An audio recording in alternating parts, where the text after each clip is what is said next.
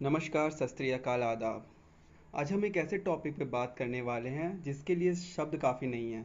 मैं ये ऐसा इसलिए कह रहा हूँ क्योंकि एक माँ की ममता, एक पिता का सम्मान और एक परिवार को अपनी बेटी का खो देने का दर्द हम अपने शब्दों में नहीं समेट पाएंगे, मगर हाँ, उनको न्याय दिलाने के लिए अपनी आवाज़ ज़रूर उठाएंगे।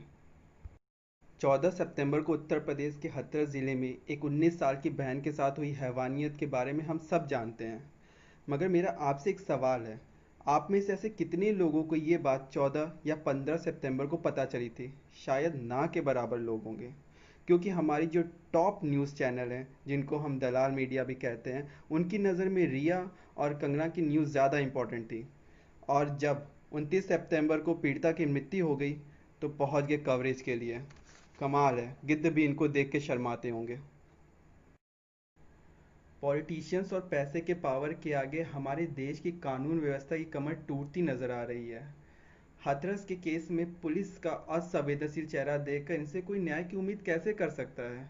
पीड़िता के घर वालों की आखिरी इच्छा यही थी कि वो अपनी बिटिया का अंतिम संस्कार अपने घर से पूरी रीति रिवाज के साथ करना चाहते थे, मगर पुलिस वालों ने बिना घर वालों के मंजूरी के आधी रात को उस बहन का अंतिम संस्कार कर दिया।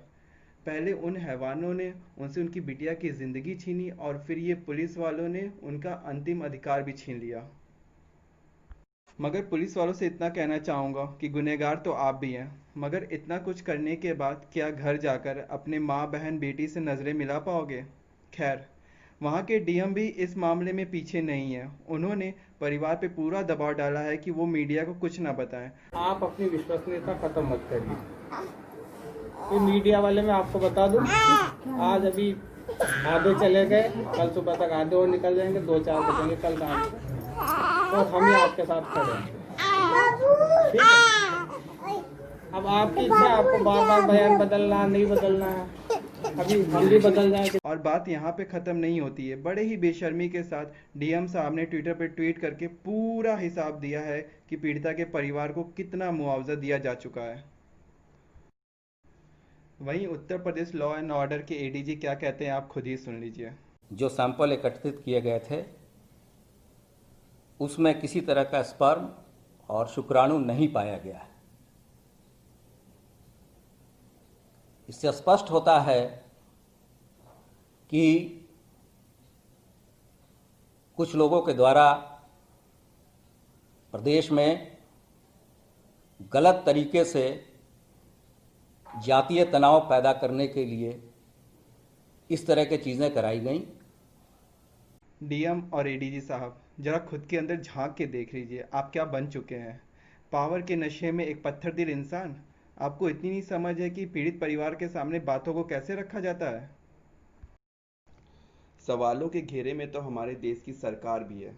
जब बड़े बड़े वादे कर कर सत्ता में बैठ जाते हैं और वो वादे फिर ढकोसले बन जाते हैं, तब हमारा सवाल करना तो बनता है।